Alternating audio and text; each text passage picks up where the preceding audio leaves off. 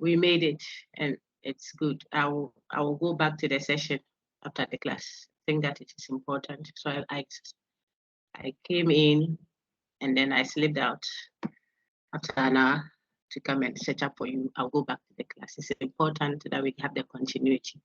So this is field 307, City Campus. This is our 10th week. We have 2 weeks ahead, but we are not in a rush at all because we have one main topic left. But because of how cumbersome the topic can be and the many sides to it, giving us enough time to engage it very well. And so last week we discussed, we set up with a Kant paper, even went into some human log as background that is important for your build-up.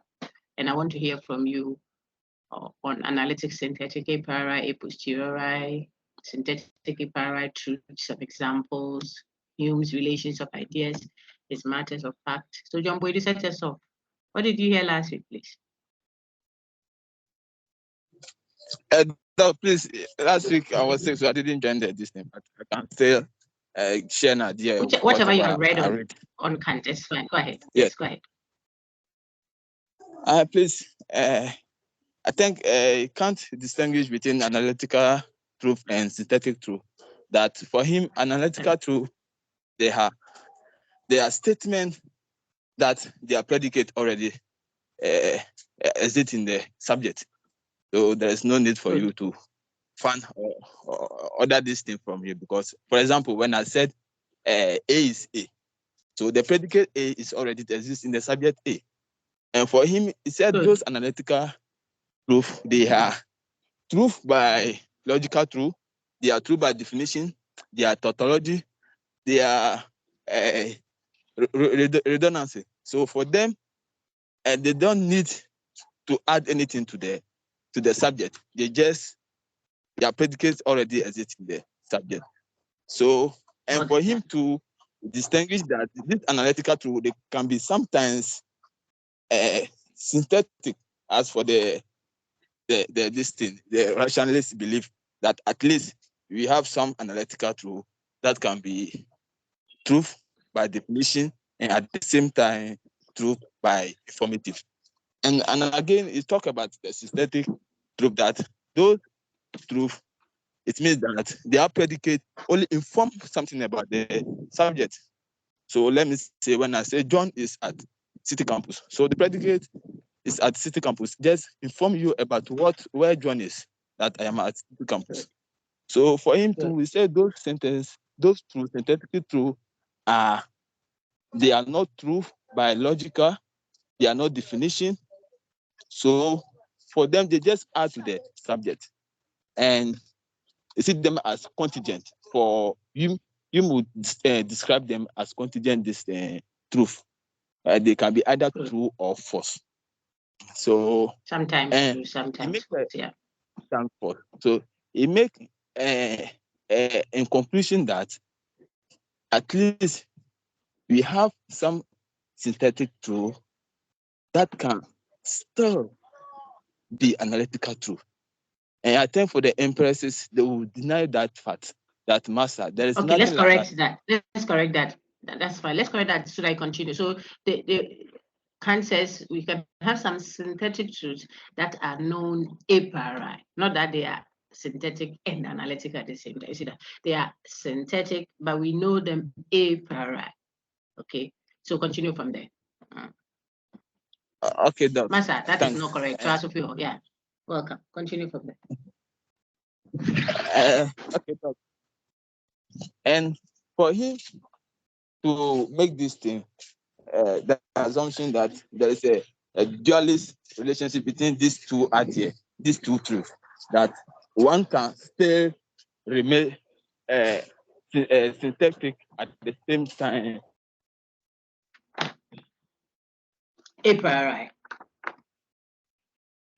My understanding. Synthetic at the same time, a priori. Yeah, thank you very much. Thank you so much. We lost you a little at that part, but I think the point is made. Well done, John. So John helped us remember analytic and how that differs from a synthetic statement. If it's analytic, then the predicate of that statement is only repeating what is in the subject, really. It is not saying anything new. So there is a redundancy of a kind. Such statements are either true or false by the definition, true or false by the meanings, or true or false by the logical structure. And they are not the same as synthetic truth. Synthetic truth has predicates that are not a repetition of their subject. So that predicate is adding to the subject or is amplifying the subject. That is why synthetic statements then are informative. They give you information. It's just something about actual existence. So we call them existential truth, or if you like, experiential truth. Unlike analytic truth that has seen as what? Linguistic truth, their language truth, okay, linguistic truth. And so because of that, analytic statements would seem to have what logical necessity associated with them. It is either always true necessarily or always false necessarily. There is necessity and universality attached to such statement called analytic statement because of their nature. They're just a redundancy. So if I say Chichi is Chichi, you don't have to know what Chichi actually is, but you can accept that this is necessarily true, that Chichi is Chichi, because it is the language we are looking at, the logic. That's why you can put variables there and work. If P, then Q, P, therefore Q. P, Q, R, S, T are not the same, but it is the logic. If it were true that P, then Q, and it's also true that P, then it must follow that, therefore Q. It's logic, it's just the language. If he's a bachelor, then he cannot be his wife. If he's a bachelor, then he must be an unmarried man. You don't know any bachelor actually existing anyway, but it is the meaning of bachelor you're looking at. If the thing means a bachelor, then that thing, whatever X variable called bachelor, would be called an unmarried adult male in that context. Okay, so if he's a bachelor, he has beaten his wife, then we will have a challenge. And so we are able to tell that such a statement is necessarily false just by the language. All those things are true about analytic statements. And so we learned that analytic statements have logical necessity, either always true or always false. All that has been captured in John Boyd's reaction, and that is good. Then he went further to talk about synthetic, which is where the statement has a predicate saying something different from the subject. And so adding to the subject or giving us experiential truth. These distinctions are very important. Now, the part that I had to interject to correct quickly what John Boyd was saying was when he says that, okay, so Kant goes further to show, to argue that this analytic synthetic distinction is fine, but we'll have a challenge when we think that all synthetic truths are known a posteriori and all analytic truths are known a priori. And then we create that demarcation so that synthetic is sitting together with a posteriori and analytic is sitting together with a priori. Kant says we have to be careful of that dogmatic categorization. So he goes further to explain the a priori, a posteriori to tell us that a priori, a posteriori is not necessarily the same as analytic synthetic. When we are talking analytic synthetic, you're looking at the language of the thing itself, the statement. That's what you're looking at. Look at the predicate and the subject and how they relate to each other. That's all. To determine whether it is an analytic statement or a synthetic one. But when you talk a priori, a posteriori, you are talking about how we come to know the truth value of that statement.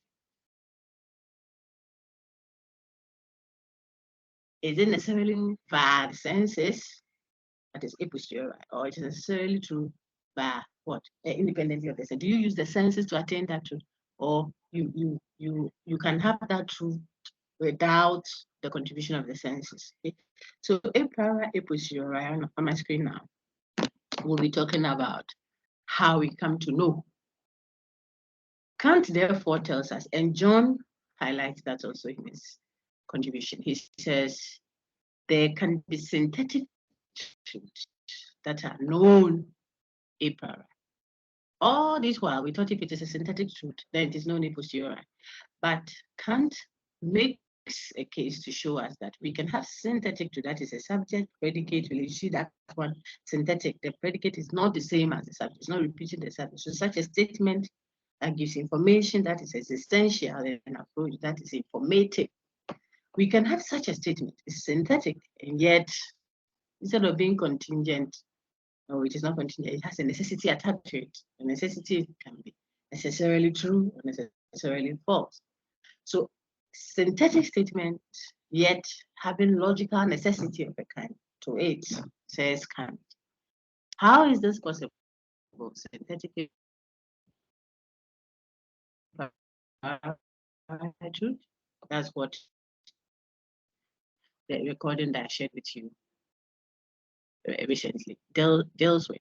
The experience, then experience includes both the mind's operational setup, how the mind is configured, if you like, how the mind is framed.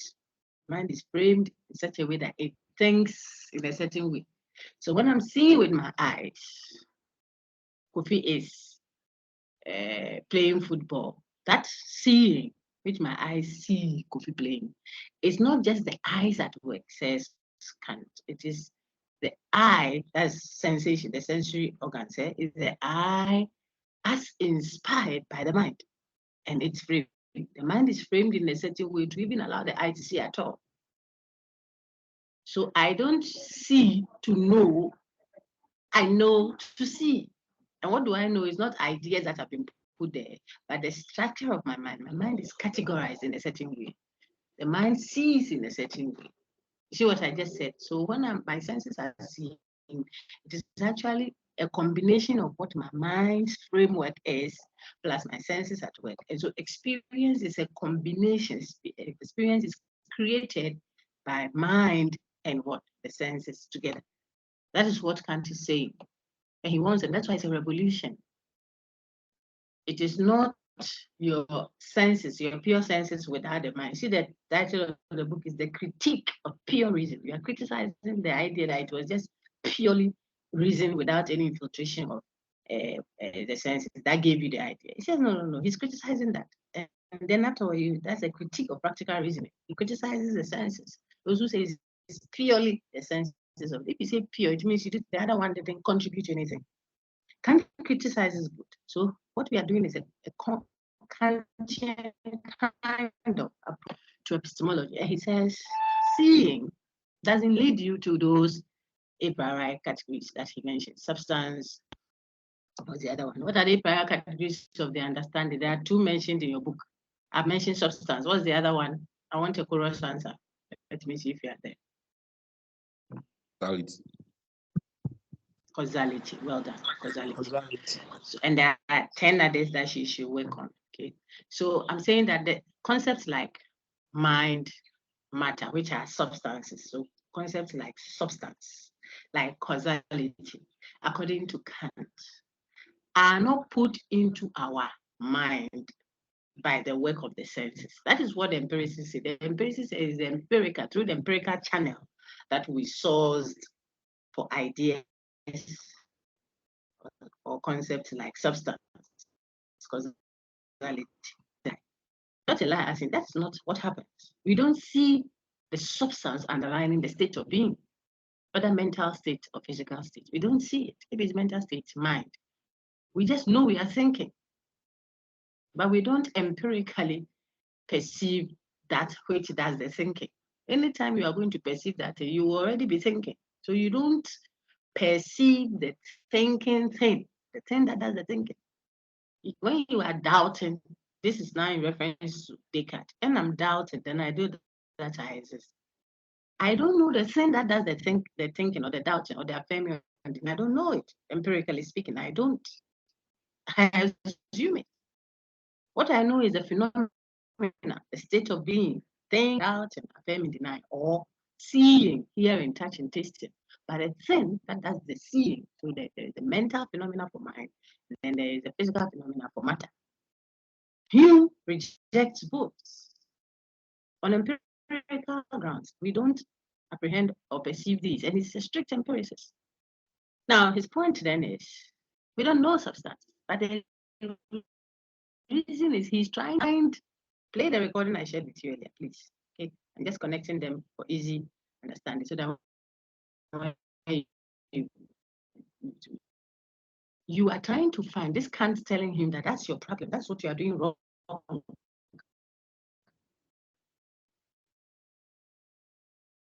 It's like trying to know that that's the seeing. What will you use to look for that eye? That's the problem, the very eye. So you will look and look and look and not find it, because you are trying to use the very thing that rather helps you to do the seeing. You are looking for the thing that makes you see. Look means you are using your eyes to look for the eyes that are seeing. You want to see it in the reflection of a mirror. That is fine. But him says, I don't want a reflection. I want to apprehend or perceive the substance underlying the state of being. Kant says that is what the problem is. Why? Because it is the eye that you are looking for. I'm speaking figuratively now. It's the eye you are looking for that is doing the seeing. In fact, the eye rather helps you see. It's not your seeing that helps you get the eye. No, you are turning the thing upside down. Kant says, therefore, that experience, now to the language of Kant, not the eye. I just use that to help you understand. Experience creates. Experience creates. So if you say you are experiencing, you are using your five senses to see, hear, touch, taste, and smell, it is already making use of substance. And causality, these concepts and principles, what Kant calls them categories of the understanding, they are already being used. You two are going to use your senses to go and find them.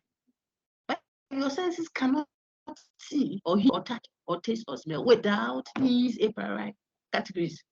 They are already what you use to create the experience of seeing, to form the experience of what touching, molding. It molds your experience. So experience is not possible if you already don't have these a priori categories of the understanding. Like what? If you don't already assume the principle of cause and effect, if you don't already assume that there are substances, seeing will not even be possible at all. That's the line of reasoning. So he's saying, don't turn the thing upside down. Don't go looking for your eyes. That's the seeing. See, I am seeing, and I don't understand why I'm seeing. I have to know that I have to see the thing that does the seeing. How will you see the thing that does the seeing? With the very eye that you're going to use to look. That eye is what you're looking for. How do you see your eye that is seeing? Okay. If you will see your eye that does the seeing, it should be in a reflection. You look at your face in the mirror, you will see it. You say, no, I don't like that one. That one is not original. I want to see the seeing of the eye. By the time you start seeing, it is the eye you have used. You won't see it. It is the thing you use to do the experience in the first place. And so put causality, substance, and what have you in that bracket, and then let's read from our text. Before we read the text, so don't forget where we have reached. I mocked up nicely for you to see where we are. Kant trying to show how it is that synthetic a priori truths are possible. We just revised analytic, synthetic to know when a statement is analytic, when it is synthetic. And then afterwards, by John's intervention, we have been able to revise a priori, a posteriori. And we have seen that the rationalists would have said all analytic statements are known a priori. And then some synthetic statements are known a priori, says the rationalist. Remember, when we did rationalism, intuition, deduction, thesis, all those three, we're making allusions of some a priori truths, not all, but some being known a priori. That is what rationalists were. Empiricists think otherwise. They don't think any synthetic truth is known a priori. Empiricists will not accept that there is any synthetic truth that is known a priori. Yeah, that would be helpful. One. Thank you. So for the empiricists, all synthetic truths would be known a posteriori. Now, this is what Kant is reacting to, telling our empiricist friends that, look, when we talk synthetic truth, don't think that they are a posteriori. Synthetic truth could be a priori. In other words, the statement is informative, genuinely informative, and yet it is not contingent. If the thing is informative, we learned that it should have been sometimes true, sometimes false. Not true or false. All statements, whether analytical or synthetic, are statements. It can be true or false. So that's the correction again for John. Okay. But we are talking about true this minute, false the next minute. That's sometimes true, sometimes false. The tautologous ones that we learned, analytic truths are not sometimes true, sometimes false. No, they are always true or always false, depending on the type. Okay, a bachelor is an unmarried adult male, always true by the meanings of term. A bachelor has beaten his wife will be always false. A will be always true because it's linguistic. So this is a tautology, always true tautology, redundancy. The other one is always false, contradiction. Okay. Now, when it comes to synthetic truth, we said it should have been sometimes true, sometimes false. It is raining at Nungwa. Remember that example. That can be true this minute. 5 minutes time can be false. The same statement. Because it is contingent upon what is actually happening at Nungwa. It depends upon that. Okay. So whereas analytic had always true or always false, that is tautology or contradiction. Synthetic has what? Sometimes true, sometimes false for one statement. That is what? Contingent. That is the categorization that prevailed before Kant's intervention. Kant's intervention looks like it supports rationalists to an extent because he comes to join the rationalists to say that we can have synthetic truths that are not contingent.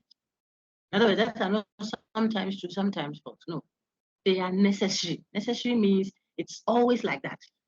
Always true, always false. So that looks like a support for the rationalists like Plato that we studied, like Descartes, who make a case for certain truths being known a priori, and the truth is synthetic.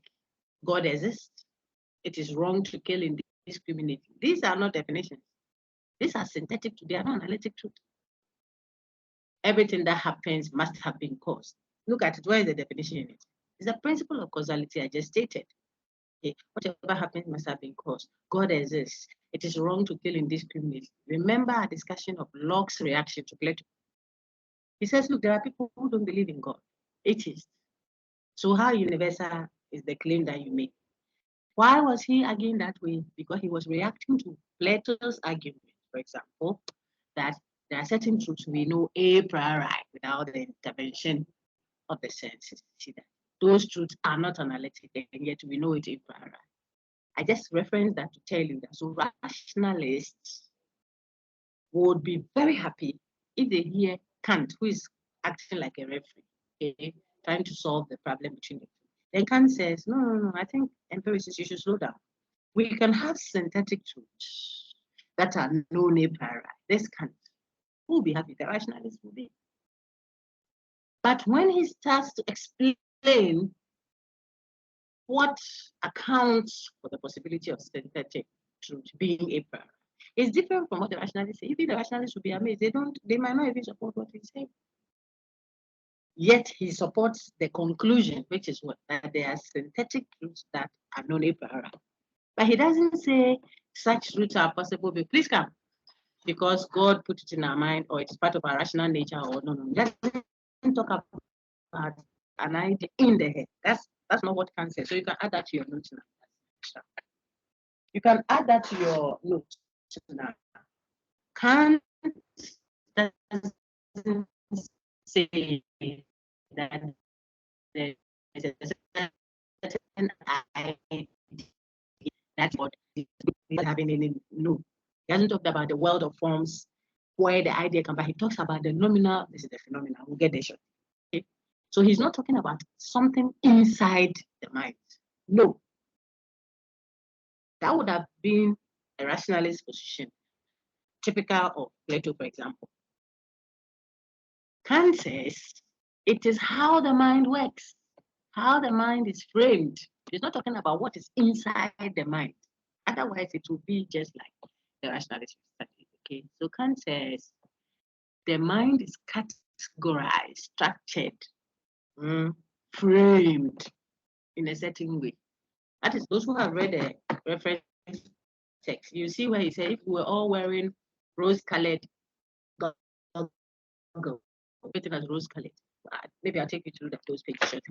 It's also in the recording earlier shared with you. Okay, if we were wearing blue shades, everything you see outside will look blue. It is the shade.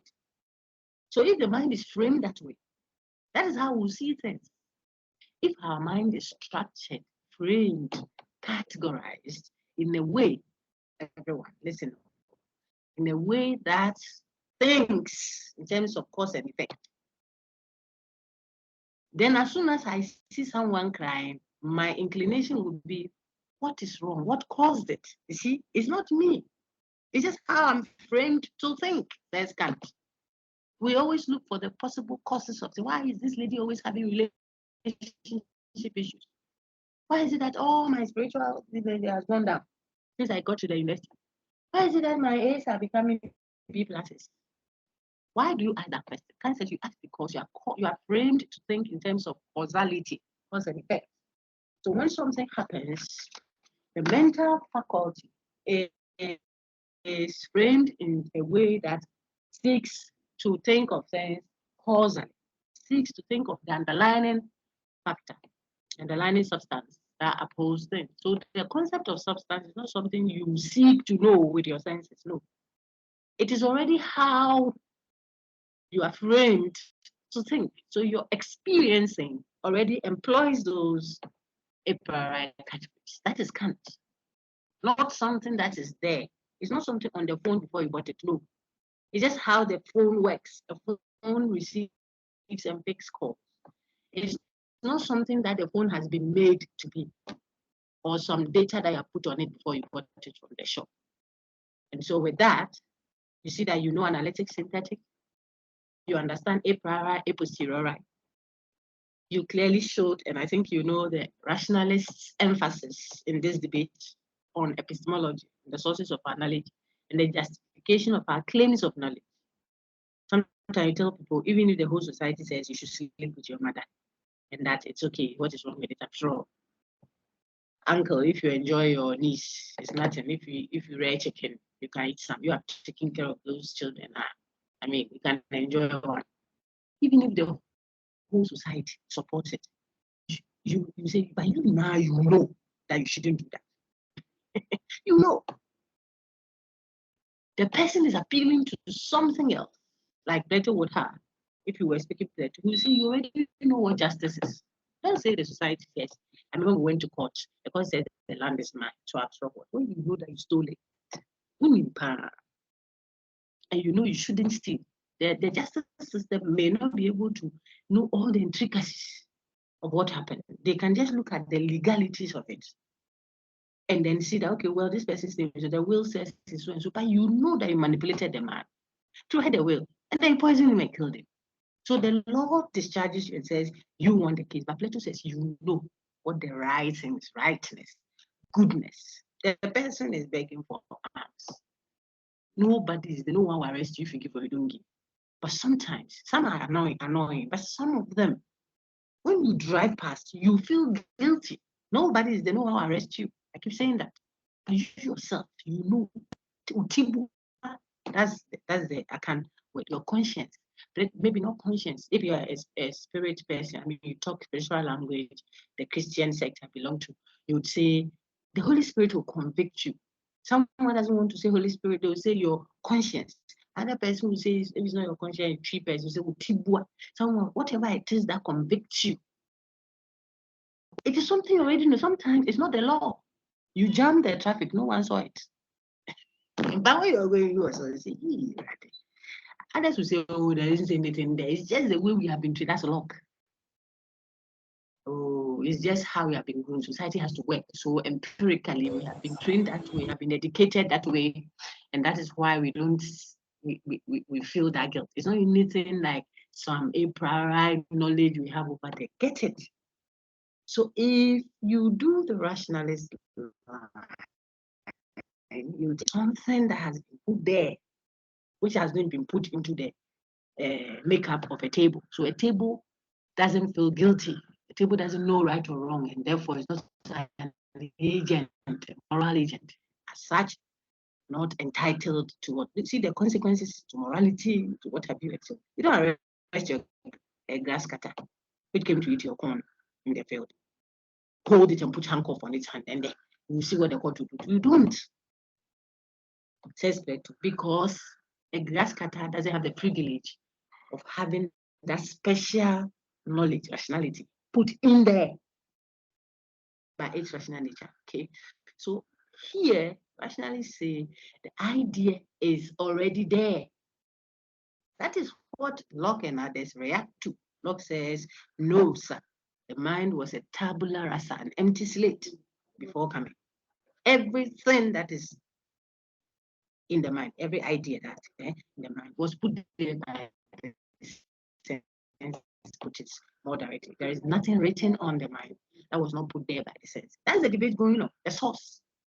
Then Kant comes and says, it's not idea put in or put out already before coming in. It's a priori, yes, but it's not an a priori idea or content data that it was already put there. No. So he agrees with rationalism that it is what a priori. A priori meaning independently of the senses. But what is that thing that is a priori? That thinking is what makes it possible for synthetic a priori. What is that idea? What is that thing? It's not an idea or a data or a content, but rather what? A categorization, a structuring of the mind. So he calls them what? These concepts are a priori categories. That is how the mind is. So the mind thinks, I think you put 12, the book gave you 12. Ask you to search for the other 10. The mind is the way that it thinks in terms of cause and effect. It thinks in terms of space, in terms of substances. It thinks in terms of existence. That things have to exist. How the mind is framed, not something that is inside that you will have to go and look for how it got in. For someone to say it got into my mind through the senses. For another person to say no, it was on the tablet of the mind before I was born. Then the debate is muddled up. Kant says you just find yourself as a human mind with a certain category. Them what? The a priori categories of the understanding. Understanding is the mind. They are categories of the mind, 12 of them. Very good. And then the other two things that are mentioned there. At this time, let me go to my screen and see if I put something there for you. Space and time as a priori condition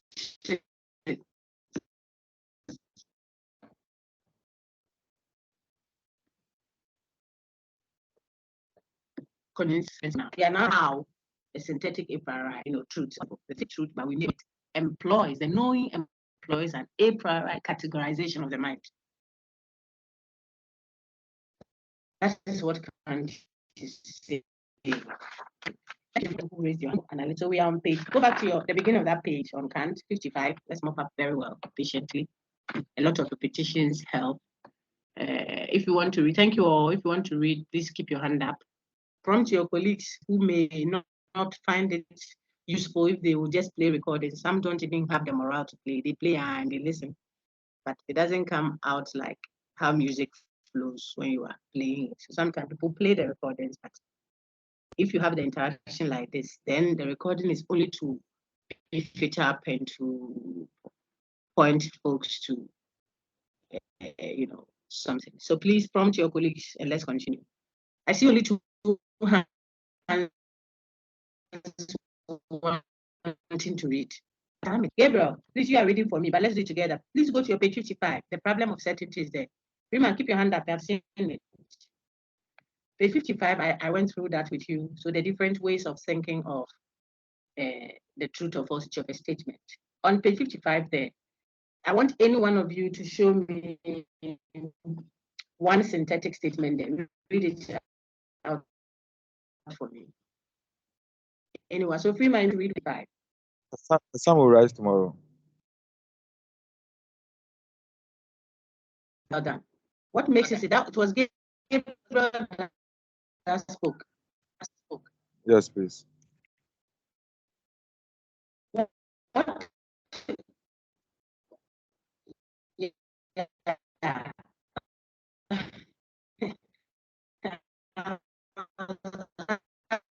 Asking Freeman though. Hello, Doc. What makes a statement? Yes, sir. What makes the statement that tomorrow synthetic? I want someone else. Just a few people are talking like that. Keep your hands up. The sun. Yes, sir. Go ahead, Freeman.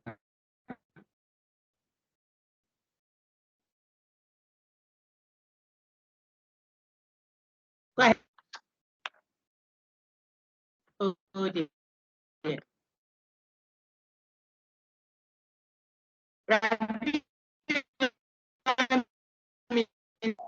Doc, please, I can't hear what you're saying. The line is breaking. Can you help? Can you help? Everyone will rise together. I think you're taking.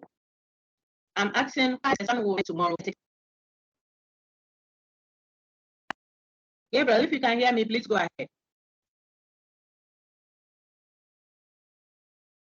Doc, please, I can hear, but please come again.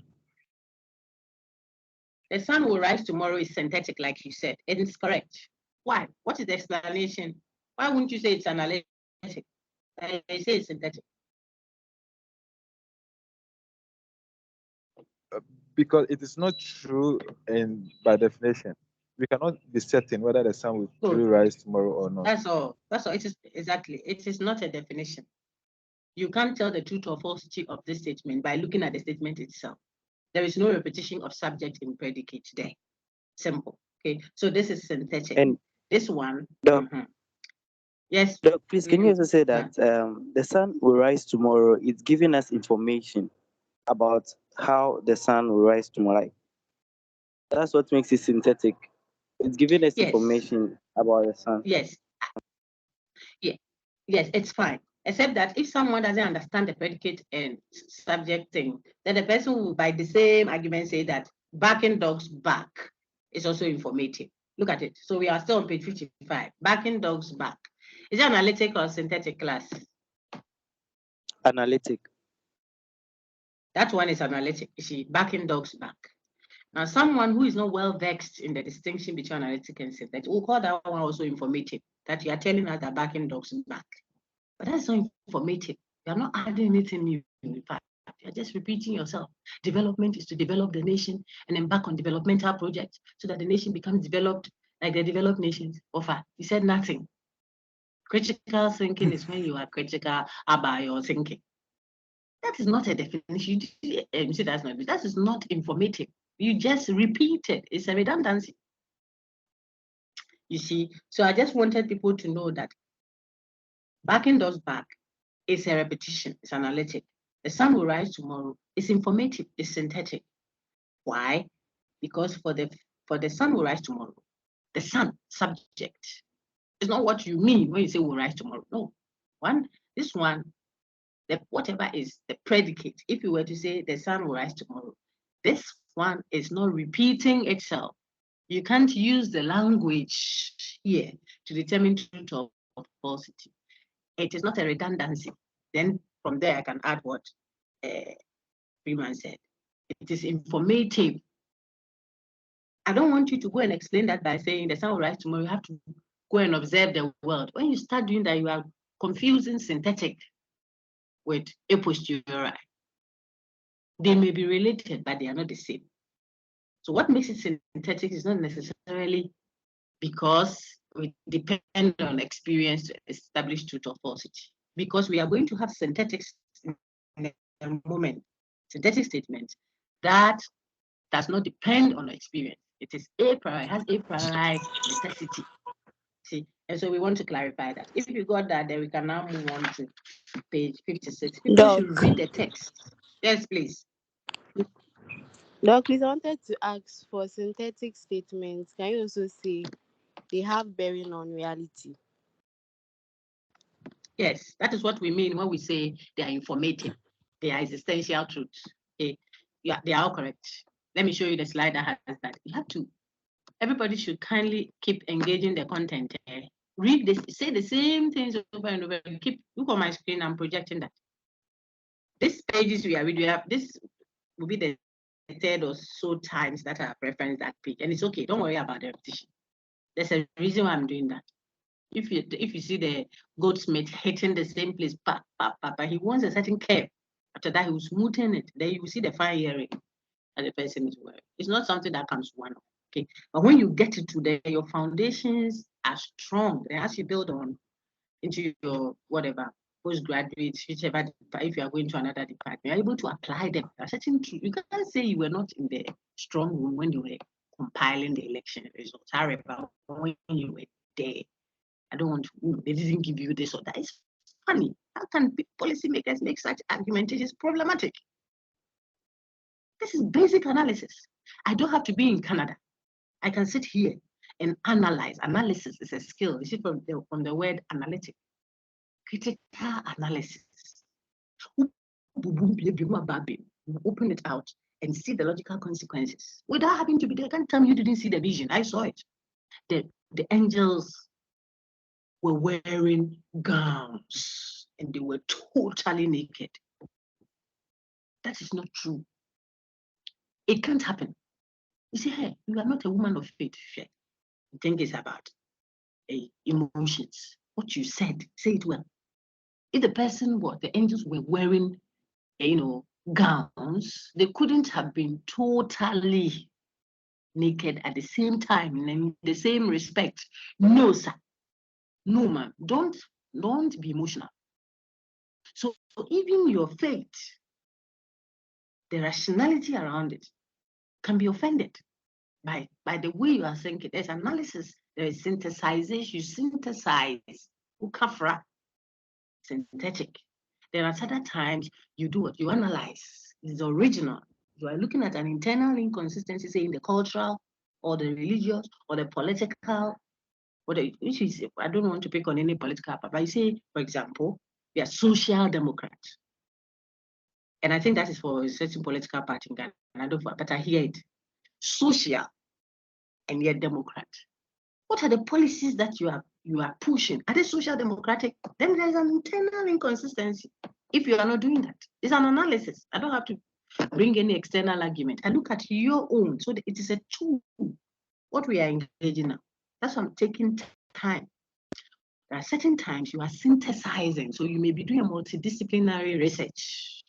Maybe COVID-19, something that is health. But you are going there as what? A thinker.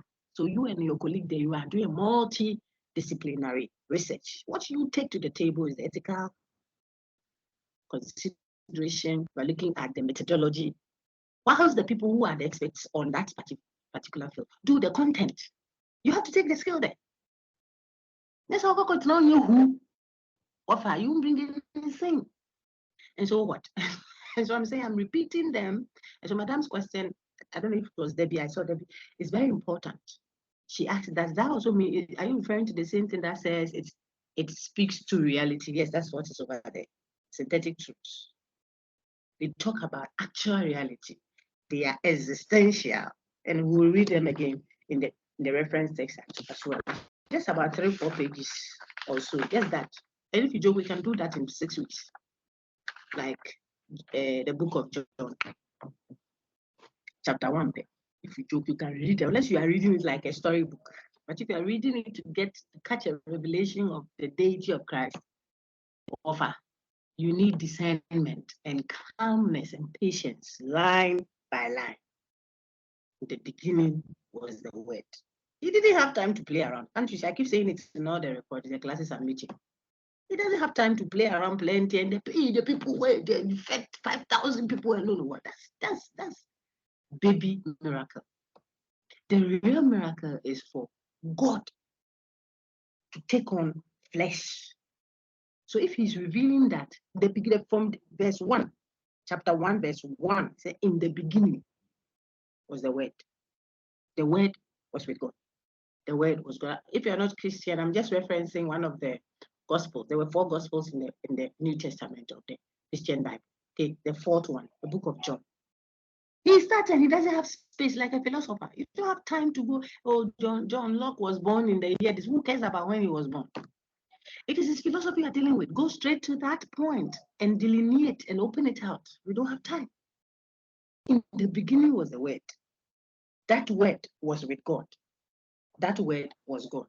This line alone, do you know how long it can take you to just open it out and ask for discernment to understand? The word was there. In the beginning was the word. As if it was only the word that is there, whatever that means. Then the word was with God. Then the word was God. What kind of confusion is that? And you think it is about 5 loaves of bread and 2 fishes and some hindering and what have you. No, that's one line. It takes a lot of time. That's why I told everyone get the content. So like Kant, bring that understanding to what we are doing with Kant now. One line like this, you have to take time. Would be by verse 14, the word has become flesh. John, how do we follow you? If they say he was a beloved, you think it was a joke. When we say Kant was a Copernican revolution, you think it's a joke. The man died years ago. We are referencing the 1970s, whatever. What he contributed to the epistemological frame is still relevant for today. For different disciplines, you go to moral philosophy, is there. Very prominent. Categorical imperative. I'm not a Kantian. I don't do Kant philosophy. But I'm just showing you that the way he intricately and patiently engaged content affects us still today, whether we like it or yes.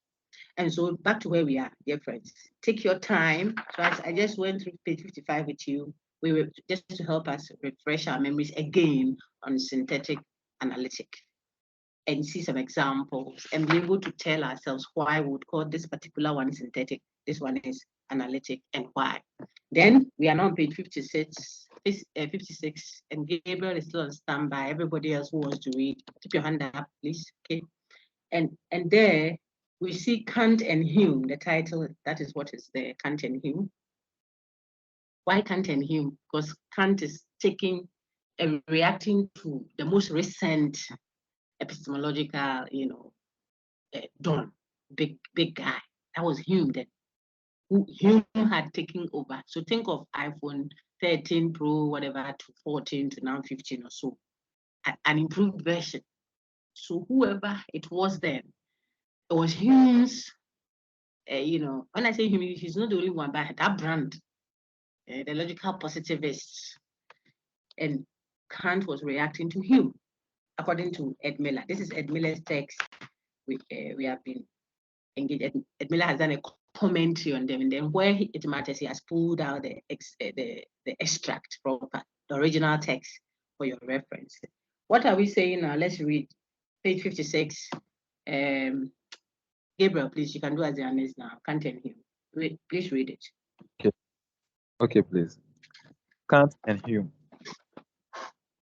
I openly confess my recollection of David Hume was the very thing which many years ago first interrupted my dogmatic slumber and gave my investigations in the field of speculative philosophy a quite new direction. Thus spoke the German philosopher Immanuel Kant, who marks a turning point in modern epistemology. I've said all that. So please continue. Kant observed that there must be something radically wrong with the whole way of thinking that led finally to the phenomenalism, the phenomenal and skepticism. Don't worry, +1. I put +1 down for you. Of Hume. For Kant says, I am certain of some of the truths which Hume called matters of facts. Please pause for a minute. Okay. So something wasn't being done right by Hume. In other words, Hume wasn't doing something right. Says Kant. Kant is talking now. He says, I just woke up from some dogmatic slumber. Slumber means I was dozing off. We all gave in that, okay, well, maybe we're not doing epistemology right. Because Hume had come and had arrived at what?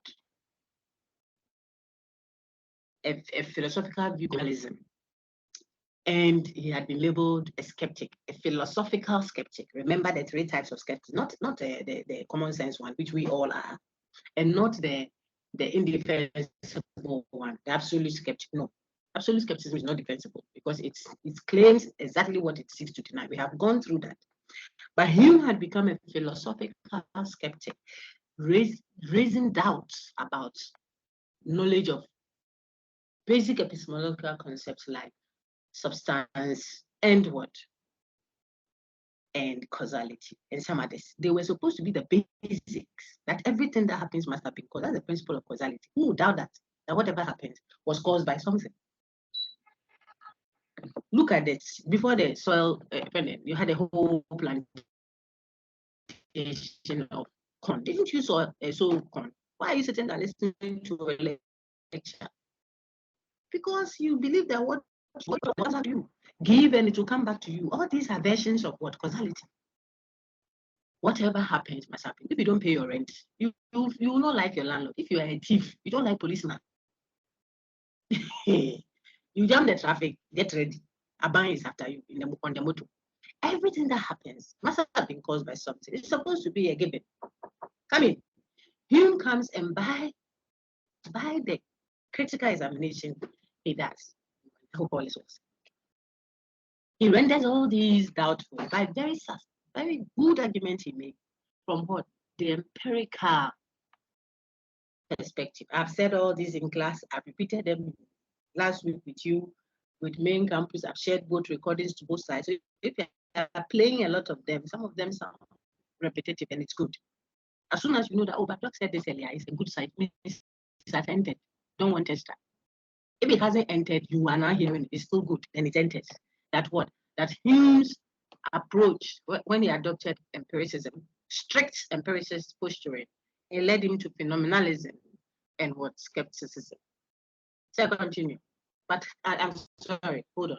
But Kant says the things that Hume called matters of fact, which is now in Kant's language, synthetic. Kant says, I can be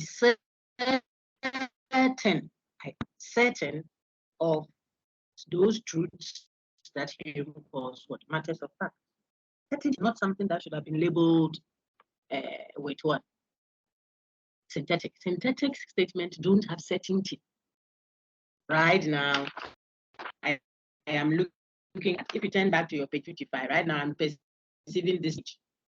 When I turn to that page 55 and I read that example there, I think it is the sixth example or so. Right now, I am perceiving this page. As I'm doing it right now, it is true.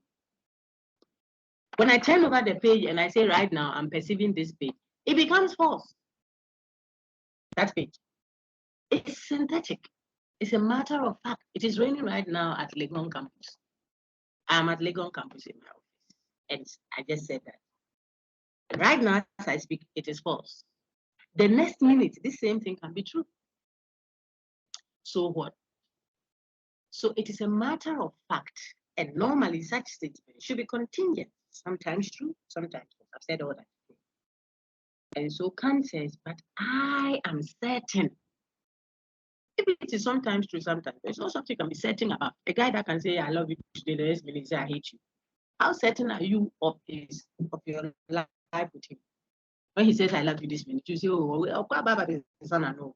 This guy will be back the next minute, you say, I don't like. So you're not certain when it is a contingent statement, when it is a synthetic statement, when it's a matter of fact. But Kant says, no, I just woke up from an epistemological slumber.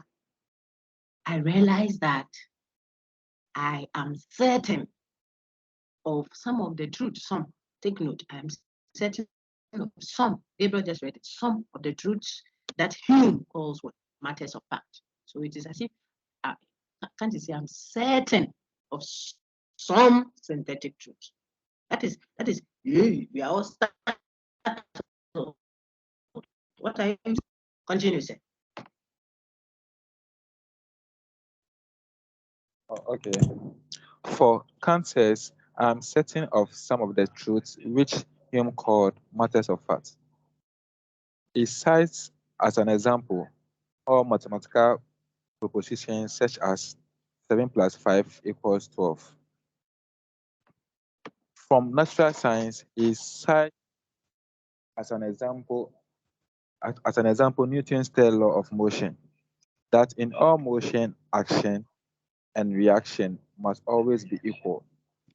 In And from all metaphysics, motion, action and reaction action must must have must always be causality. If you slap the person very big, harshly, the strength you use to slap is the strength you get in return. If you push a ball down into the bucket of water, ball pumped, you push it down, the kind of force you apply to push it down is the kind of force the ball will resist you with. If you are going around gossiping about people, you must understand that the gossip people are putting that against you will be plenty. If you push someone so much to the wall, it's the same reaction. So are you reading? I hope you are not, because I'm talking as well. You will get the same thing in return. Newton's third law says what? For every action, there is an equal action. These are not logic, true or false by the logical structure. So they are synthetic truths. But Kant says these such truths. Forget the maths one, because the maths one, we consider them as true by definition now. So they are become.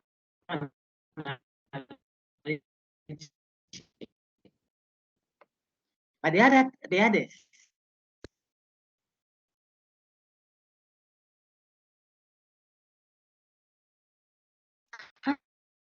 says, and Kant says, I am absolutely certain of such. We are still on page 56 now. Even though they are synthetic, they are what? Absolutely certain. And that is what Kant is going to show us how that is the case. Then he introduced page 57 now. Freeman, get ready to read for me. Vicky, you too. Let Gabriel finish this. So we go to page 57. In the box there, anybody else who is not reading, let me see if you are there. I'll call anybody. Just look at the page 57. If you don't answer, I'll be forced to subtract marks. I think I've been very liberal, but I want to make sure you are there. So page 57, if I call you, you will tell me in the box there, mention any one word you see there, apart from knowledge, a priori, a posteriori. Give me any one word inside the text box there that you see. Loretta, Aja, quickly, just unmute and tell me. Reach out for the J. I'm waiting for you guys. When I mention your name, ladies. Aisha, Anna. Reach out for, what do you say apart from that? Independently, good. Very good, you are there. I wanted to know if you were there. You are. Thank you. Yes, Comfort, Safwa. The names I've mentioned, when I play back, I just subtract you because you were not there. Madam. Aisha, Anna, yes. Madam, Don't say please, madam. There's no madam there. Dependent. Madam, independent now. Nobody should. Independently is now gone. Nobody should mention that word. I say, look at your book and tell me at the top there. Comfort, Safwa. Reality. There's no reality in the box. Ask your friends. My dear friends, is there reality in the text box there? No, there's no reality. I don't see reality. No, Madam. Comfort, open your eyes. Yes, I made two comfort. I will deduct much. Look, yes, I'm waiting. Okay, Madam, rationalist. You can see rationalist. There's no rationalist there. Comfort, we are on page 57. Oh. Okay. Madam, page 57, there's from. Like I said, everybody's eyes should see. It's over there. We said one word. Inside the textbook, you see that you're not listening to the instruction. My dear lady, I don't want us to be too stressed. I said, look inside the text box up there. Apart from the word knowledge, a priori, a posteriori, give me any other word. Your friend has mentioned independent. Okay. Do you understand? Sense experience. Yes. Good. Sense experience. Hey, yeah. I said one word. Sense. The lady has taken all the two people's hat. And Tadwa, thank you very much, Comfort.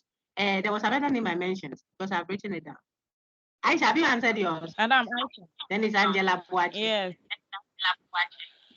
Aisha, you have given me yours. Okay. Angela Boachi, give me one word there. I don't want people to see. Derived. Angela, derived. Well done. You are out there. Well done. +1 for the whole class. I thought you were asleep. So we want to go to page 57 now, and Sir Gabriel will read over again. So we cement today and bury analytic, synthetic, a priori, a posteriori, and then how it is that synthetic a priori is possible. Then we'll move up with the nominal versus the phenomena, which should be done. Go ahead, Sir Gabriel. First paragraph, page 57. Okay. First, the distinction between a priori knowledge and a posteriori knowledge. We can pretty much guess the meaning of these Latin terms just by looking at them. A priori knowledge is knowledge which comes before sense experience and is therefore independent of sense experience. This, of course, is the emphasis of the rationalist. A posteriori knowledge is knowledge which comes after sense experience and is therefore dependent on sense experience. This is the empiricist emphasis. Very good and well read. We don't have to add anything to this. From week 2 or so, we started talking a priori, a posteriori. But now I think that it is real to you. So you don't have to confuse a priori, a posteriori with synthetic analytic, even though the likelihood is that if a statement is synthetic, it is likely, the word is likely, not necessarily, likely going to be known a posteriori. And if a statement is analytic, it is likely going to be known a priori. But Kant comes to show us that we can have synthetic truths that are known.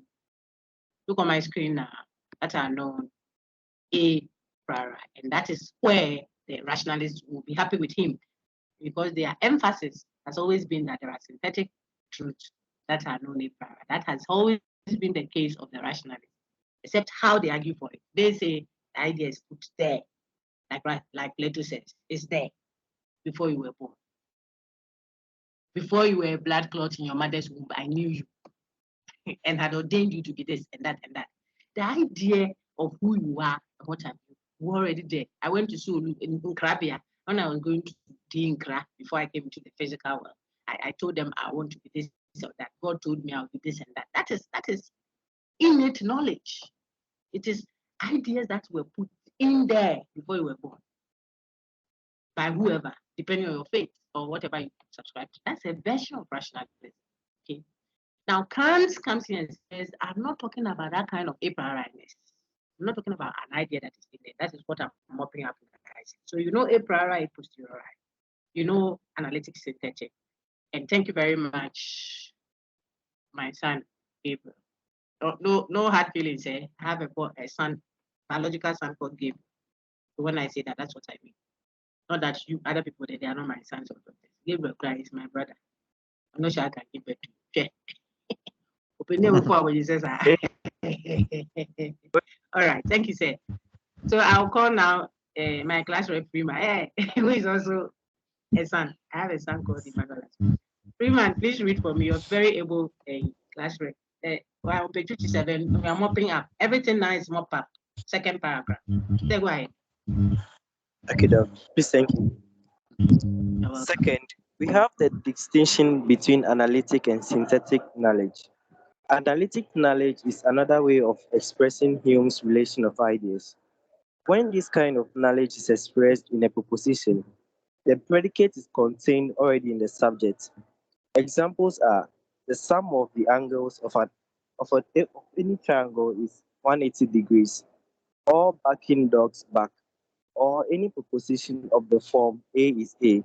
The predicate A is contained already in the subject A. Now, all such knowledge or propositions have to be true. for they are true by definition, or to say the same thing, they are logically true, and this means that you could deny them without self contradiction. Do you recall the law of identity from the three laws of thought? Who in their right minds would be interested in affirming that A is not A? Such statements are sometimes called tautologies or redundancies. Now, no one questions the absolute truth of any of analytic propositions. Rationalists and empiricists alike agree that such propositions must be true no matter what. On the other hand, it is important to see that such truths do not really tell us anything about reality. They neither affirm nor deny the actual existence of anything. The proposition "all backing dogs back" is necessarily true whether or not there are any dogs, or for that matter, whether or not there is anything. A statement like "all backing dogs back" only means if there are any backing dogs, then they back. The truth of this proposition is then a priori and utterly independent of sense experience and of the sensible world itself. Well done. Well done. You're reading very well. Very, very well. So I didn't interrupt. And everything that has been said so far, it's a whole quotation. And I hope that won't have any copyright issue to understand. You did very well there. So you see where to find analytic, synthetic examples of that. And this is Ed Miller's reference, the questions of knowledge, the question of knowledge in his questions that matter. Okay. Commentary. Very good. So Gabriel gave us a priori, a posteriori, and Emmanuel gave us, your class rep gave us analytic, synthetic, and some examples to buttress that. And we don't have to stress ourselves any longer. Vicky, your turn now. Victoria, please help us. We're on page 58 now. And maybe you finish up with examples of synthetic up there. But before we do that, let me see if people are there. Amina Rabiu, we're on page 58. In the text box up there, apart from knowledge, analytic, and synthetic, give me any one word you see there. Amina Rabiu. Loretta Aja. Logically. Very good. You are following. Well done. Loretta. Daniela. Rectangle. Those Four sides. rectangle. Ampa is true. Yeah. You are on there. Snowing. You get it correct, but then I put a mark down for you. Snowing. Good. They are Madam anchorage. Who have swept there? Who have swept the anchorage? It's Christ there and half. Well done. So you are there. Good. Sister Vicky, please read for me synthetic knowledge from there. There's the first paragraph. Then the rest, I'll just highlight them. Go ahead. Okay, madam. Thank you.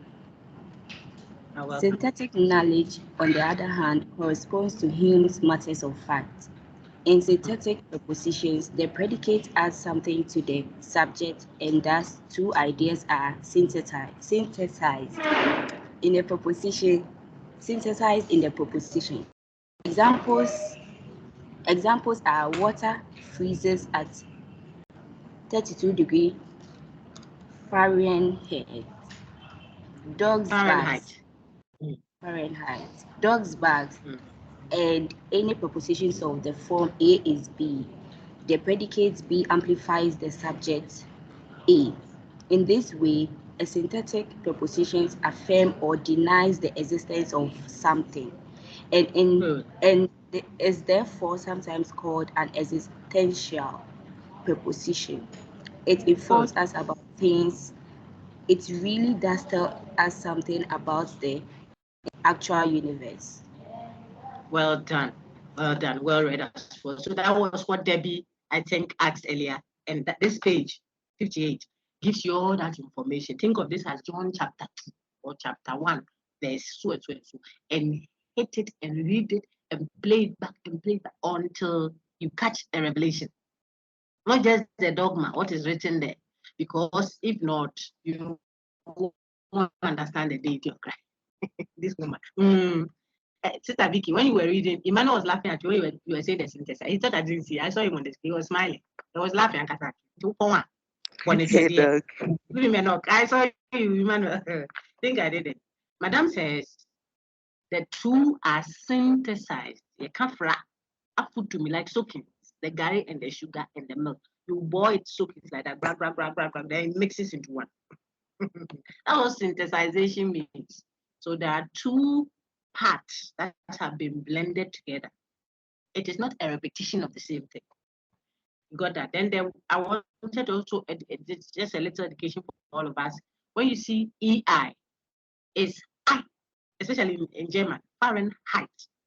Einstein is EI. See, Leibniz. So the E sounds like A, just to help you in future when you are reading. Okay, so Fahrenheit, Einstein, Leibniz. What's the other one? The one you drink, Heineken, not human people. People drink that. Heineken. It's all EI. Now that paragraph then should suffice for our understanding of synthetic, and I'm very confident. Just in case you have to do modern analytics or some other, your long essays or what have you, or even applying these concepts to your other disciplines, you have a firm grounding of analytic, synthetic, a priori, a posteriori. So if you have to go to the field to do research, it is the ones that are a posteriori. Some truths, some analysis you want to do that are posterior. They are the ones you go to the field to do questionnaires, to sort, to seek and then come and sort out for feedbacking. But there are others, it is not in the field, it is in the language. If they said this, they couldn't have said that. If they said, I have never had sex in my life before, say the person is sociology. Or whatever, something, psycho, you go out with your questionnaires. If you ask certain questions, it helps you arrive at some others. If you say some men are cheats, it doesn't mean all men. So that means by analysis, see what I'm doing, analytic. If the person's response was some politicians are corrupt, it also means that there is hope. It means some are not. If the person meant this, he couldn't have said that. And if he said that, then he couldn't have meant that.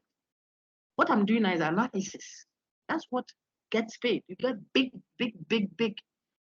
positions, clout for thinking. Consultancy, leadership. So you have that skill, and then you need those who also do the stomach work. What Plato calls go out the gather, plenty. Yes, you need that also. But when they put them together, the thinker, the manager, the one who manages, okay, the resources are this way, and we put this here and hold on with this. The matron at the school there, I want to show you how varied and multifaceted what we are doing is.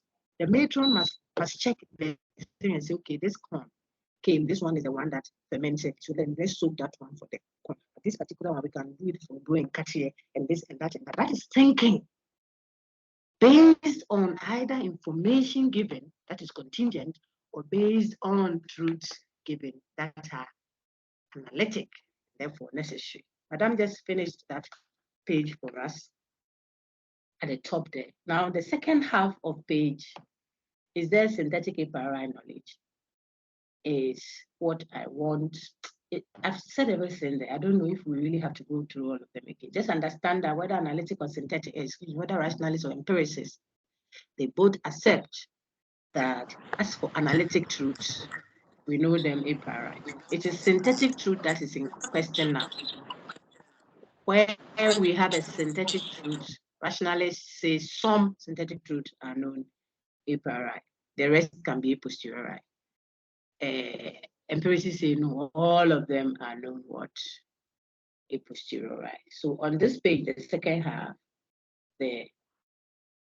I think that's the summary I've given you there. So we can go to 59. When you go, you do the reading over to mop up. 59. Who wants to read for us? I still see only two hands and they both red and they have fat marks sitting on my decks. Raise your hand if you want to read it on page 59, please. We'll start from, as we have already said, very quickly so that we can go. Oh, excuse me, the same hands. Okay, Debbie can read for me now. Thank you, everyone. Keep your hands up because I reward that. Page 59, as we already have seen, the first paragraph there. Go ahead. Is there synthetic a priori knowledge? No, please, at the top. I'm sorry. Read from the top. You see, as we already have seen. Have you seen that? Okay. Yes, please. Read from there. As we already have seen, Kant answered the question of synthetic a priori knowledge with a resounding yes, but his explanation is hardly what traditional rationalists would have expected or accepted. Kant turned the epistemological world upside down. In fact, very good. You're reading well. Read it. he likened his contribution to the Copernican revolution, which, by radically shifting our viewpoint, the sun does not go around the earth, but the earth goes around the sun, resulted immediately in a superior explanation of the phenomena to the explained Kant's Copernican revolution. Explained. Stop. Take your time. To be explained. To be explained. Full stop. Let me explain that one. The person writing admits is trying to compare two things to show you that what Kant did is like what Copernicus did. Copernicus is the name of a person. Forget, don't try to do it. I've said it in class several times. But just remember this. Copernicus generated the Copernican revolution. Revolution is a drastic change. Think of it that way. Okay? Kant is also going to do something that will lead to a drastic change, of course. Okay? And so Copernican and Kantian, what did Copernicus do that this author is connecting, is trying to do a symbolism, compare the two with Kant? He says, look, Copernican and his cohort, and some others, the sun rather that is moving with other planets around the earth. So it's as if the earth was centralized. Every other planet was moving around the earth. That was the scientific claim. For a long until Copernicus discovered, together with others, I don't want us to go into this. It ultimately comes out to say it is not that way. We have rather turned the thing upside down. The sun rather is stationary, the sun is standing at one place. And it is the earth and every other planet, if you like, that is moving around the sun. So it is not the way you guys have thought about the planetary motion, where you make the earth bosu, because man and creation are on earth and God loves man and man is at the center of God's creation. So you saying that if man is on earth, then the earth is the boss and every other thing is moving around. Because we have turned the thing around. It is rather sun. In fact, sun is millions, I'm told, bigger than the earth, if I'm wrong. Those who know science tell me every day. I know that God places me to and change the size of the sun if He wants to. You can tell as well. But as we speak now, we know that even the distance from the sun to earth is so far away that the sun is bigger than earth. Now we think so. So what? So the opposite way of thinking, which was corrected by Copernicus, is what Kant is also going to do. This is what the author is saying. And so he says, just as Copernicus corrected the thing and said, you are thinking inversely, which you didn't trust, you have turned the thing upside down. Correct it. And know that it is rather the earth that goes around the sun. Kant is also going to do something like that. See that? So if you understand what Copernicus did, then it helps you see what Kant is doing. I've already given you a gist. We don't use the senses to discover substance and causality. No, says Kant. If you do that, you won't find it and you'll be frustrated. He told him. That's where we'll end today. When we get there. He tells him that's why you are not finding what you are looking for. Because what you are looking for is what you use to look for things. The eyes, for example. You are looking for your eyes. Looking. What do you use to look? Is the eye. And you say, I'm looking to see my eye. And you say, look into the mirror. So I don't like the mirror one. That one is not real. I want to see the eye that does the seeing. Can't say, you will bless her, you won't find it. Because It is the very thing you use. Before you can do the seeing or looking, you use the eye to do the looking and the seeing. So how can you be using the thing that you are looking for to go and look for itself? You have turned the thing upside down. For looking to be possible, for seeing to be possible at all, it employs these categories that you claim we should use the senses to find. You have turned the thing upside down. If I already assume causality and substance, then I can even experience at all. The five senses cannot work. You say I should go use the five senses to go and find a concept called causality. And says you have turned the thing, and that's what he's going to do. I finished. So now, sister, read. Debbie, read afterwards. Oh, I saw Percy's hand. Percy, why did your hand drop? Is it tired? Keep it on. I have seen it. I've made a note on my file for you. Percy, that. Debbie, finish up that line. So you were at Kant's Copernican revolution in code consisted. Please go on. Kant's Copernican revolution consisted, similarly, in the startling announcement that ideas that's the announcement that ideas such as take your time and read it. Please start again. I'm sorry. Read it that way. I want people to get it. Why? Read it. Kant's Copernican revolution. Kant's Copernican revolution consisted, similarly, in the startling announcement that ideas such as substance and causality do not make their way into our minds through experience, but are a priori. Good. Underline that in your textbook. Everybody start underlining. It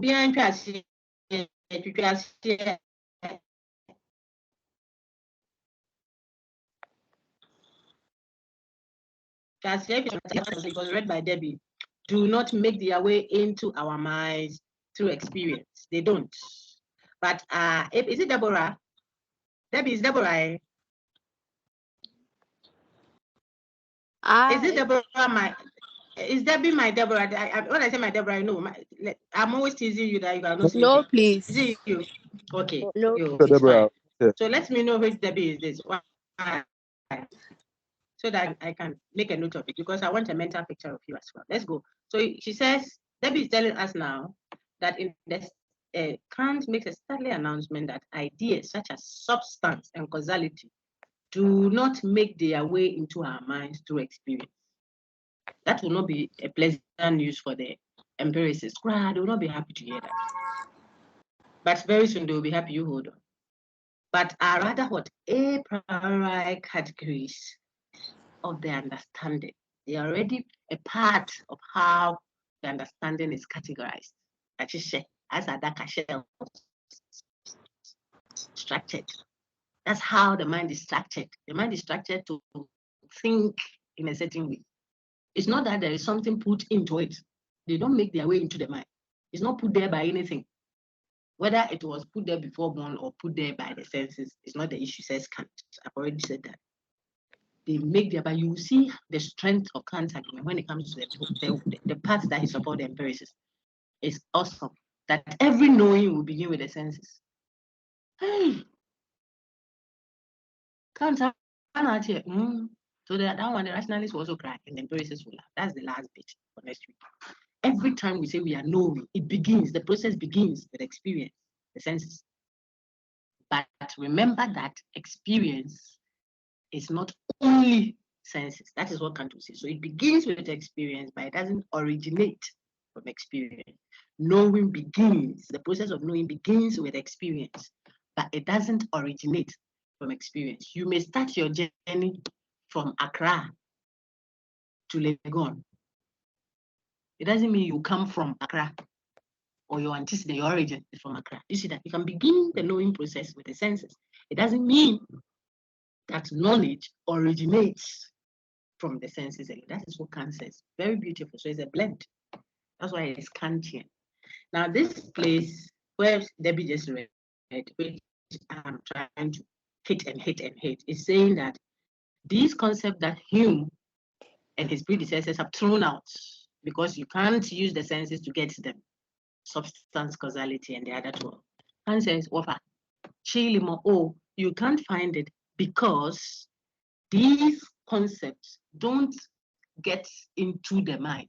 They don't make their way into our minds through experience, like empiricists want to suggest. No.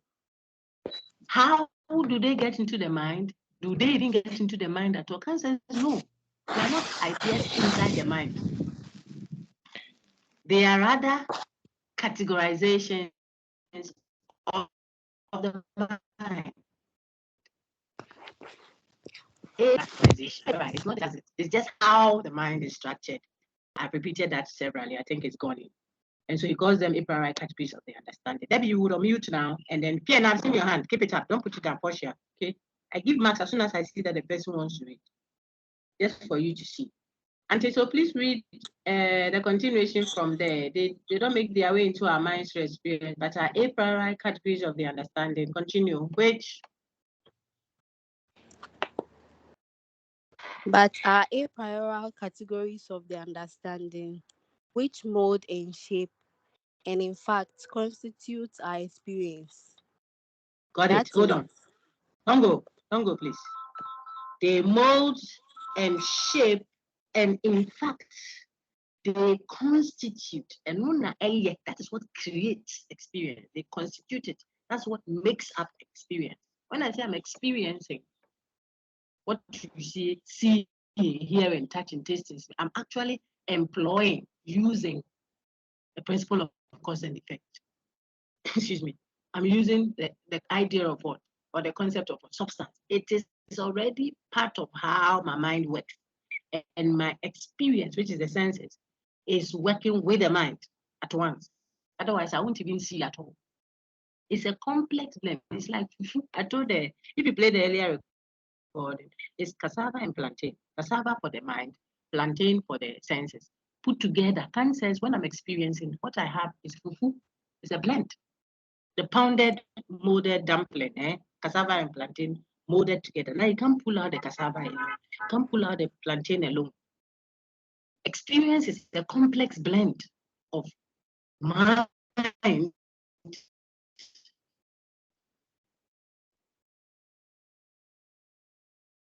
its categories. See that? For me to taste, for me to smell.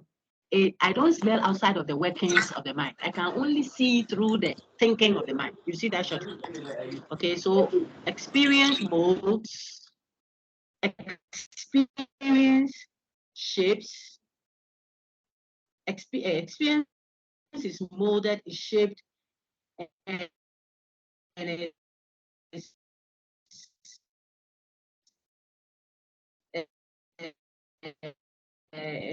what I mean by the understand the mind is structured to work, the way the faculty of mind operates, the way the thing called mind is framed. It's framed in a certain way. And so that is how it operates. If your mind is working at all, it will work on the assumption of what? Substance, underlying things. It will work on the assumption of existence. The other 10 are there for them. The mind works that way. It's just one of the ways that mind works. That's all. It's not something inside mind put there by senses or put there by or put there by nature, whatever. Just finish that paragraph and then I will call Perseus and afterwards P and L. Go ahead.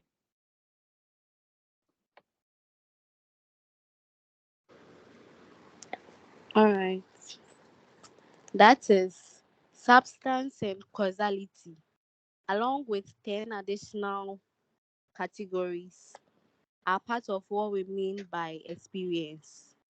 Indeed, even in space and time, in which substances... Even what? Take your time. Even what?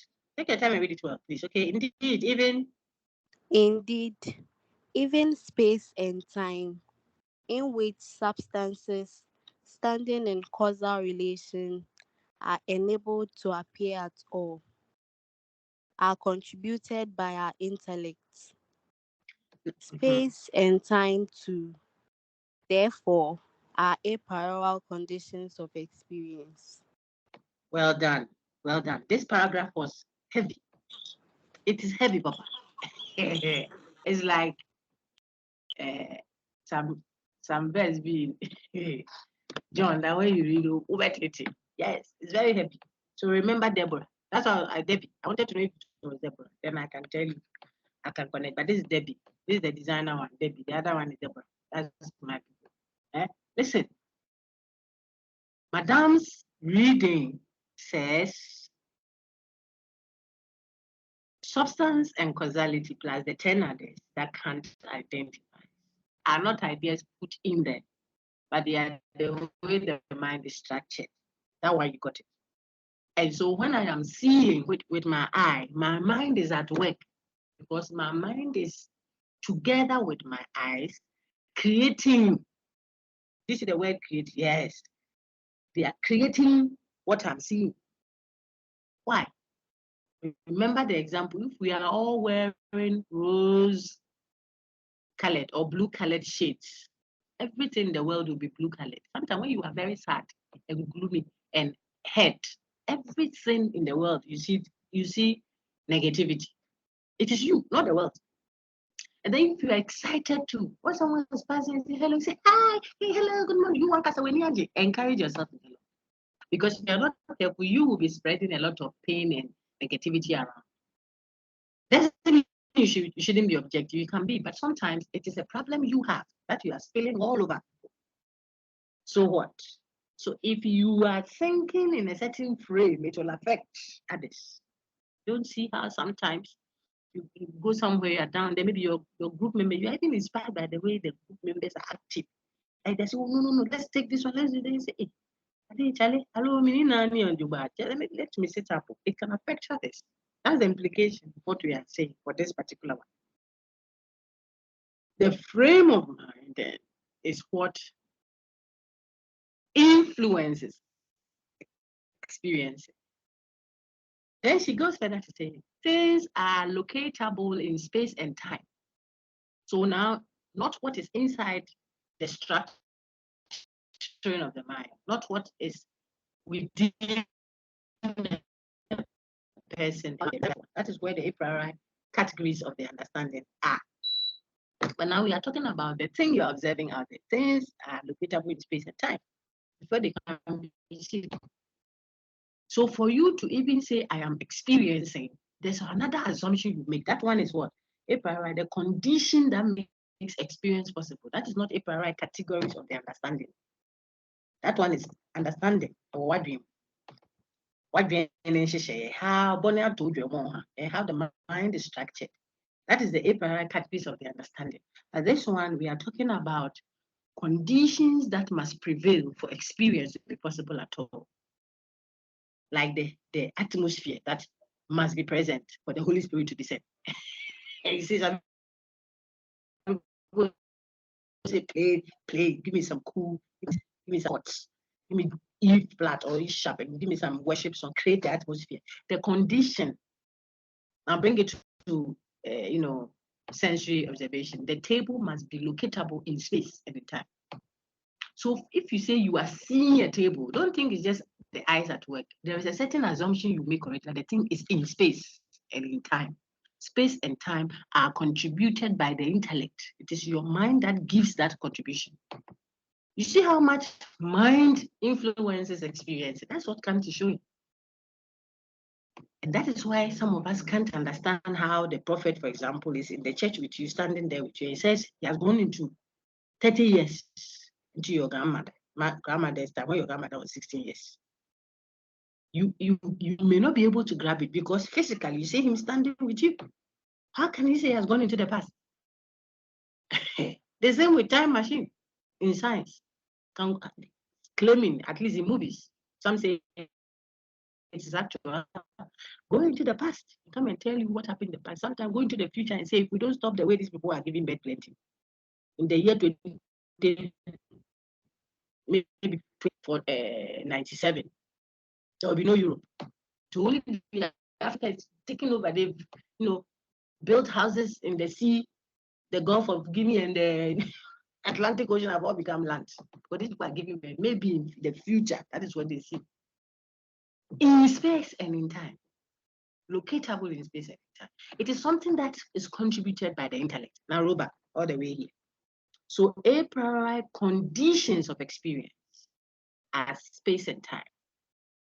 Okay, the a priori categories of the understanding are the 12 that you are supposed to work on. Well done, Debbie. Thank you very much. First, use 2 or 3 minutes or so to do if you can't, and then I can let Piana to do the last one for the day.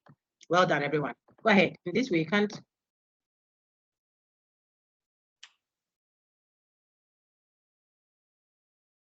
Oh, Precious, we can't hear you. Go ahead. I can hear. It's better now. In this way. Synthetic a priori, a crucial question. No, please read in this way. The paragraph before that. Okay. In this way, Kant redeems such principles as those of causality and substance from the skeptical crutches of Hume. As far as the world of appearance goes, every event must have a cause. For example, is a synthetic truth, but also possesses a priori universality and necessity. We don't have any choice about it.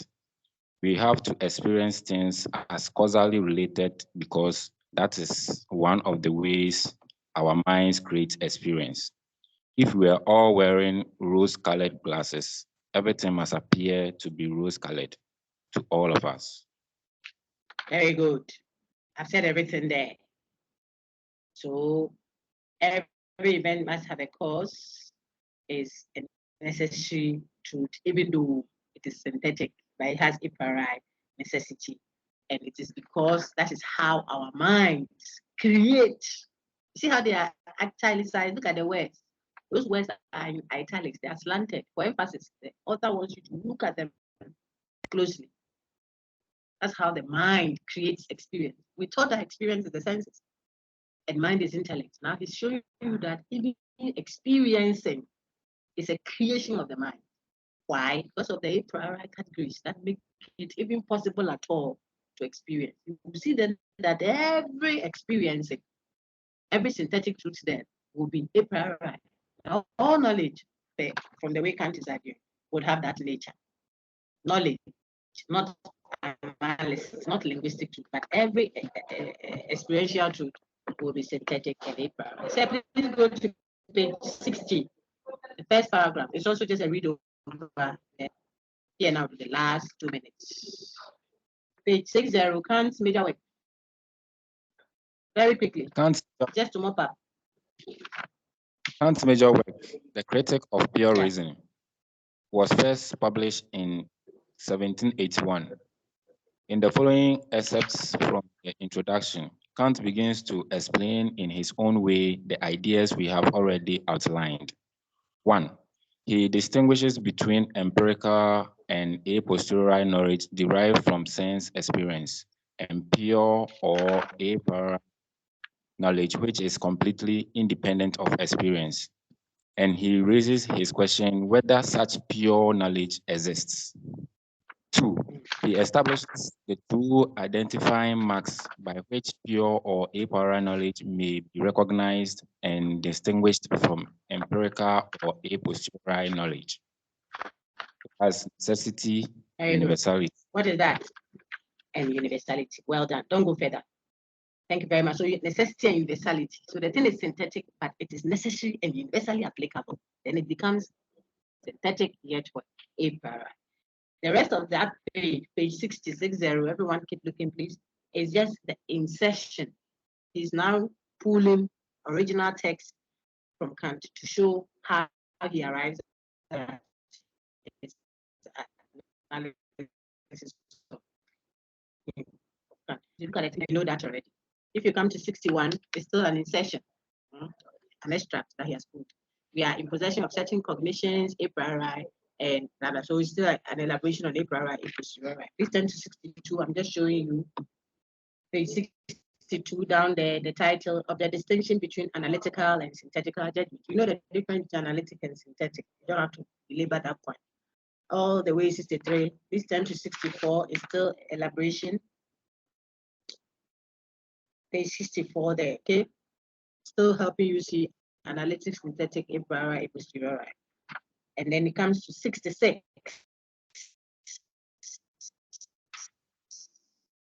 And I want you, Portia will read just that paragraph. I will not elaborate. The earlier recording I shared with you has some elaboration, but for the sake of time, I won't. So we'll read it at least on your own. Look at page 66, the paragraph that says Kant goes on immediately to read that paragraph.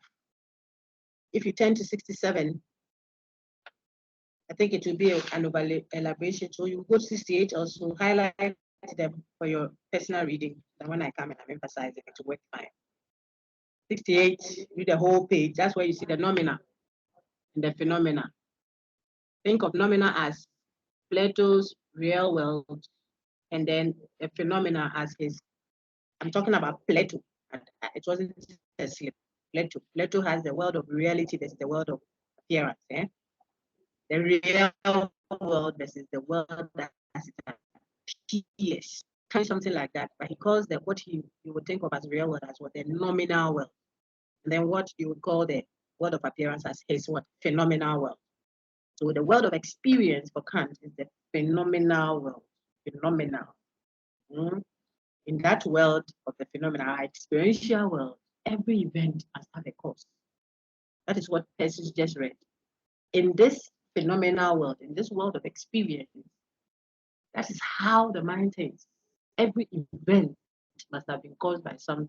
If you go and apply that outside of our physical world and start asking, then what is the cause of God? Who gave birth to God and who gave birth to God's Father? Kant says you will think gibberish. You will be thinking nonsense. Right? Because the mind that is doing the framing can only frame within its confines in the empirical world. Anything beyond the physical world, you have to be a transcendental idealist. So he does the nominal versus the phenomena. He tells us you can't go applying your principle of cause and effect, your idea of substance, to the nominal thing in itself. Remember Plato now, and use that analogy. The thing in itself. Now the nominal is phenomena of the thing in itself. It says you have a problem. Don't apply those concepts. Don't go asking how can one God be everywhere at the same time, saving someone at the petrol station, helping someone at exam hall, someone is in labor pushing, he's there, everybody's calling God and he's everywhere at the same time. How can it be possible? You ask that because of the way the human mind is framed within this experiential world. If you are talking about this experiential world, Nancy, I can't be here and be at another place and be at another place and be at the same time. Nancy, I must have a cause.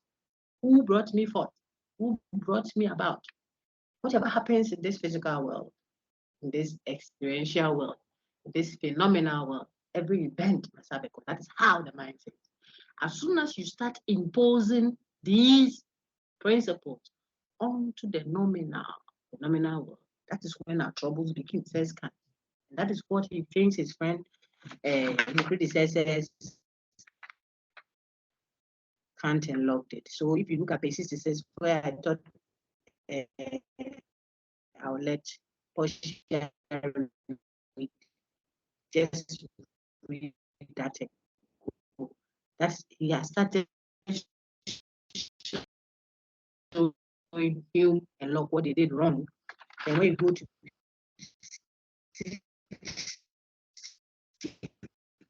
eight, you will see the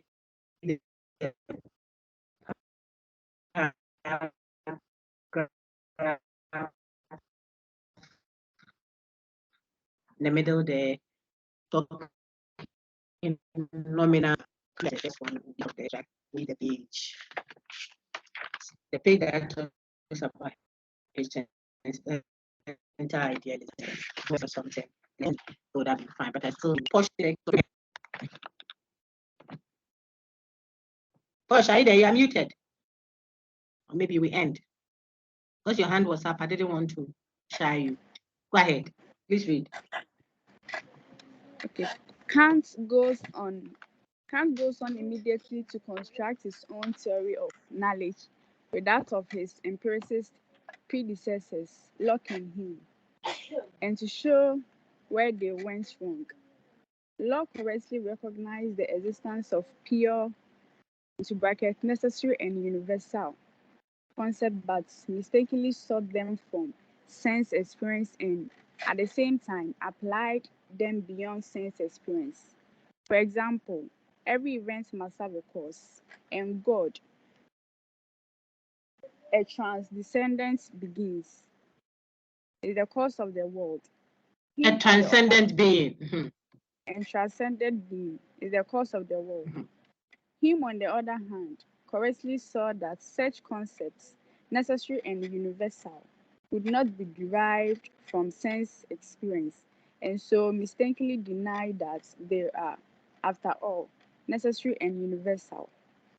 Now, says Kant, neither Locke's extravagance nor Hume's skepticism squares with the epistemological facts, the giveness of synthetic a priori knowledge, whereas his own theory does account for the fact by steering a middle course between the false alternatives of his misguided predecessors.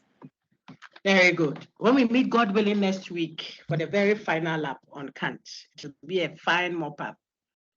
Take note of these keywords, which you must make sure that by the time we do the Kant part, you have grabbed: analytic, synthetic, a priori, a posteriori, synthetic, a priori. What we just did right now, how Kant's view differs from Locke and Hume. What does Kant think is the extravagance of Locke and the skepticism of Hume, and how did it arise? That's what Portia just read. What problem does Kant find wrong with Hume and Locke that he thinks they didn't do a good job at? They were all empiricists that he, Kant, is solving. Okay, what is it? Then finally, the transcendental idealism proposal, which I haven't touched on. That is where you see the nominal versus the phenomena discussion, and how Kant thinks that concepts like God, morality, and what have you should be dealt with to avoid this tension and to save the epistemological world of the skepticism of Hume. Gracias. Adios. Let me pause the recording and then so that people can go. And then if there are questions, I can mop up nicely. Well done, everyone.